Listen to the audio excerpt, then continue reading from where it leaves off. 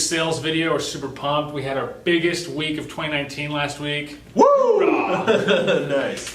It was our biggest week yet so far, company-wide. We just gotta wait and see, how many drop off. Hopefully we don't have any cancels, and it would be our biggest week ever. So nice. Super pumped for that. Just want to quickly go over our last week numbers with all the top reps. We had 17 make the board this last week, which is awesome. 17 guys had 2 or more closes. Yeah, and we had 11 reps with 2 closes and 6 reps with 3 closes. So starting from the bottom, we got Angel Gutierrez. All of these reps have 2 closes. So Angel Gutierrez, Carlos Casillas, Griseldo Rosetto, Gervais, Cosmo Kwiatkowski. Yeah, you really need to ask him how to say his last name. Mario Ferreira, Daniel Boykin-Reed, Pedro Alcala, Sean Sandoval, Stephen Davis, Vincent Burgett. All of those guys had 2 closes last week, which really is good awesome. job. And all of those but 2, I think 2, are not managers. So that means all those guys last week did manager numbers. Nice. So keep that up and you'll find yourself placing management. All right, these next 6 guys had 3 closes last week, which is that's a freaking awesome week. We had Gabriel Flores Jr. It's good to see him getting up on the top of this list. That is a long time face with Meraki, and so super awesome to see him. Yeah. Up here we got Giovanni Garcia with 3, Luis Sanchez with 3, Max Montoya with 3, Oscar Herrera with 3, and Victor Hernandez with 3. Nice. Both Oscar and Victor and Max, but a lot of those have been doing really well lately. Max is on fire right now. And Yeah. I don't say that just because he shares a name with me. But he really is kicking butt now right now. So. Yeah, and Oscar's been doing quite well as well. So Yeah, our top 6 reps that aren't managers last week were our top 6 reps on the week. All 6 of those guys that had 3 are not managers yet. So we've got Gabriel Flores Jr., Giovanni Garcia, Luis Sanchez, Max Montoya, Oscar Herrera, and Victor Hernandez.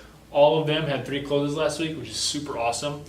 Mm-hmm. Obviously, we had a 6-way tie for first place, so unfortunately nobody gets the $100 this week. But super awesome job to all 6 of those guys. Super impressive week. Yeah, they did really, really well. And then obviously we're busted into the team games. We really don't have too long. Round 2 ends on the 16th, so honestly it ends very, very shortly. 4 days. Here in 4 days. So we're going to go off of kind of where it is now. We have Team NASA versus Team Fire in the winning brackets. Team NASA is winning. They have 15 closes and Team Fire has 7.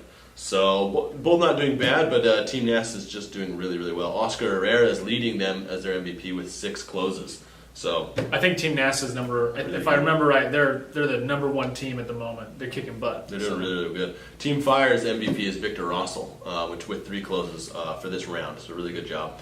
Then we have the Power Rangers versus What the Fong. Close matchup here. Power Rangers have 5 closes and What the Fong have 8 closes. Which is very, very close, Super right? close. What the Fong's MVP is Angel Gutierrez, and the Power Rangers MVP is Chris Meredith with 2 closes. So good job, Chris and Angel. Then we have another close matchup: Bunghole Delights versus Sales Are Us.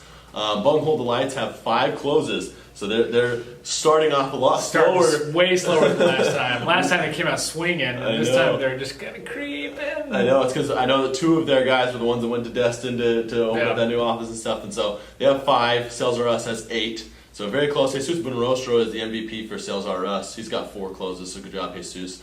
There's no specific MVP for Bunghole Delights. They're just kind of sharing all that, which is still waiting for somebody to rip out of there and get dominate. back up on top like they were before. Yep. And then we'll hop. That's as far as the winners bracket goes. In the losers bracket, remember only the top. Another one in the winners bracket. We have the Lucky Leprechauns versus Sunrunner. Sunrunner, of course, had the bye, but they're still dominating. So Sunrunner has 13 closes. Lucky Leprechauns have 5. The MVP for Sunrunner is Carlos Casillas. Carlos has 5 closes. 5. So really good job. Super awesome. And then the MVP for Lucky Leprechauns is Alexis Ramirez. So they have 2 closes, so which is really good job. Good job, Alexis. And then on the losers bracket, remember only 3 of these teams will move forward. So we'll start at the bottom 3. We have the Meraki Beasts at the bottom, Solar Wolves. So Meraki Beasts has 4, Bullets has 4, Solar Wolves has 2, and Team Millie has 3. Oh, yeah, so I guess that's a 4-way. I guess there's 4 people in the bottom right now, right? So all 4 of those. All 4 of those are, if they can't squeeze up into the first, second, or third place, then they'll be eliminated permanently. The teams that they have to beat, which are pretty close, would be Team TMT, Team TMT has Pedro Salinas as their MVP. But they have 6 closes. So Bullets has 4, Meraki Beast has 4. So they're very close. Super close. Super close. They could easily get up into that. We only got 4 more days, remember. So if you're gonna make a move, you gotta go, because these 4, if they lose, obviously they're eliminated and out of the competition, which is too bad, because we do have some impressive teams on there that we've seen do really well in the past. So hopefully they can pick it back up and stay in. And then it looks like the ones that are almost guaranteed their spots. I mean, obviously you never know, because is World Team, which has 8 closes. Giovanna Garcia is their MVP with 4, and then Energy with 11 closes. So doing really well this round. Yeah, Energy is doing super well. Max Montoya is their MVP with 7 closes. So really, I think he might have the most closes out of everyone on for the second round of the Meraki Games. I think he's the #1 MVP company wide right now. Wow, which is 7 closes. Really impressive. Yeah, super impressive. So good, really good job. That's pretty much all we wanted to smash through today. Honestly, February is gunning for our biggest month yet. It'll be tough because it's a shorter month, so we'll have to really crank it to have it be the biggest month yet, but we're actually on track. We can totally do it. We can totally do it. Have it be our biggest month yet at Meraki. I'm super excited to see all the offices, except for Albuquerque. I won't be seeing them, but I'm coming back through this week and next week to come see everybody, so it'll be awesome to see everyone's faces again. And then we have our pro tip, so we'll go ahead and get that going. Rock and roll! Hello, this is Aaron Sandoval with Meraki Solutions out of El Paso.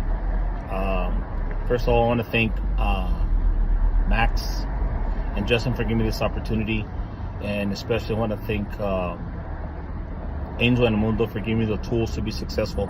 I was reached out to give a quick video on what's been successful for me. What's really helped me out in this business is asking for referral business. What I usually do is after I've installed or after I've signed an agreement and we install, I really hammer that particular area. And how I do that is I specifically stay in contact with my customers on the whole process from start to finish. And what I like to do is once we're going to install, I always ask them to give me a call to let me know when we're going to install.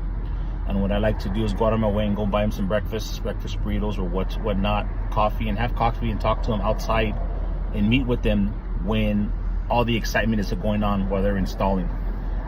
We got to take advantage of a situation because it's very hard to convince some customers when you're building that value into the system and building value in yourself and in solar.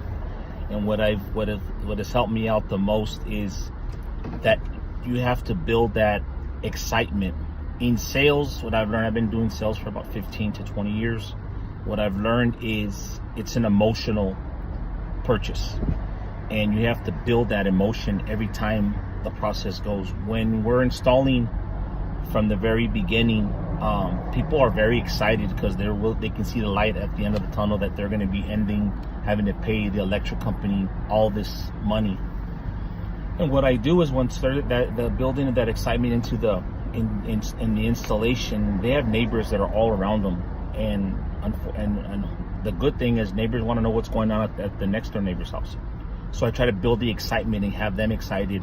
And then while I'm doing that, people are asking me, what am I doing? And at that point, I talk about the net meter program, talk a little about ourselves and what's so not. And that's what's helped me a lot in having success right away in this business. Which I do is, every home that I've sold, I usually have about 2 or 3 houses that are in that same area close to that house because of what I've done. The hardest thing in this business is getting rejected, but that's a good thing. Unfortunately, you gotta have a couple of people not telling you they're not interested, but you're not the one person that is. And giving them the service, and what we do is we're selling them a service. It sells itself. You just have to keep grinding. You got to keep working hard. Ask for those referrals, because referrals are going to be a lot easier than you knocking 50 doors. They already know that they can trust you. They already know that there's a reason why you're there, and you're validating what you're doing. So that's something, a quick response and a quick thing that's helped me out is asking for that referral business and working in an area that you're already in. Thanks again, and God bless. Bye-bye. 1CW!